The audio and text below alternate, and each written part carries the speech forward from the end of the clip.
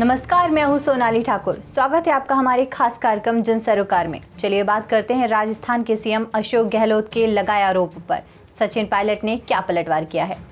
आपको बता दें कि राजस्थान के सीएम अशोक गहलोत के लगाए गए आरोपों पर सचिन पायलट ने पलटवार किया। उन्होंने कहा कि कुछ लोग मुझे बदनाम करने की कोशिश कर रहे हैं, कुछ लोग चाहते हैं कि कांग्रेस कमजोर हो। सचिन पायलट ने 5 दिन की पदयात्रा का ऐलान भी किया है। आपको बता दें कि इसी दौरान पूर्व डिप्टी सीएम ने कहा कि मैं अब ना उम्मीद हो चुका हूं, संघर्ष यात्रा निकालूंगा, मैं लोगों के बीच अपनी आवाज उठाऊंगा, अजमेर से जयपुर की पदयात्रा करूंगा, 5 दिन की इस यात्रा में लोगों से बात करूंगा।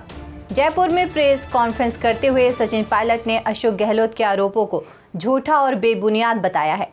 सचिन पायलट ने कहा कि मैंने मुख्यमंत्री अशोक गहलोत का धौलपुर का भाषण सुना, उसे सुनकर ऐसा लगता है कि जैसे उनकी नेता सोनिया गांधी नहीं, वसुंधरा राजे है। एक तरफ ये कहा जा रहा है कि हमारी सरकार को गिराने का काम भाजपा कर रही थी, तो वहीं दूसरी तरफ कहा जाता है कि हमें बचाने का काम वसुंधरा राजे कर रही थी। आप कहना क्या चाहते हैं, आपको स्पष्ट करना चाहिए। मैं जनता के बीच इस मुद्दे को उठाऊंगा। सचिन पायलट ने कहा कि मुझे बहुत कुछ कहा गया है, कभी कोरोना तो कभी गद्दार। मैं 2.5 साल से यह सब सुन रहा हूँ। इसके बावजूद हम चुप थे, क्योंकि हम अपनी पार्टी को नुकसान नहीं पहुंचाना चाहते थे। लेकिन अपने ही विधायकों और नेताओं को बदनाम करना और बीजेपी का गुणगान करना मेरे समझ से परे है। कांग्रेस नेता ने कहा कि ऐसे विधायकों पर आरोप लगाए जा रहे हैं जो राजनीति में 40 से 45 साल से हैं। उनके क्षेत्र के लोग भी उन्हें जानते हैं कि वो किस तरह के नेता हैं और कैसे काम करते हैं। ऐसे विधायकों पर आरोप लगाना गलत बात है।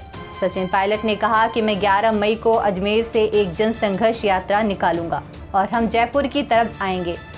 यह 125 किलोमीटर की यात्रा होगी। 5 दिन की यात्रा में जनता के बीच जाऊंगा, उनके बीच अपनी बात रखूंगा। सही निर्णय तब लिए जाएंगे जब जनता का पूरा साथ होगा। उन्होंने ये भी कहा कि कांग्रेस अध्यक्ष की बात नहीं मानना गलत है। पिछले साल 25 अगस्त को विधायक दल की बैठक के बीच गहलोत खेमे के विधायकों की मीटिंग में नहीं आने पर भी पायलट ने सवाल उठाए। उन्हें इसे अनुशासनहीनता करार दी। साथ ही इस मामले में कार्रवाई नहीं किए जाने पर भी सवाल खड़े किए गए। सचिन पायलट ने अपने डिप्टी सीएम रहने के दौरान का भी जिक्र किया।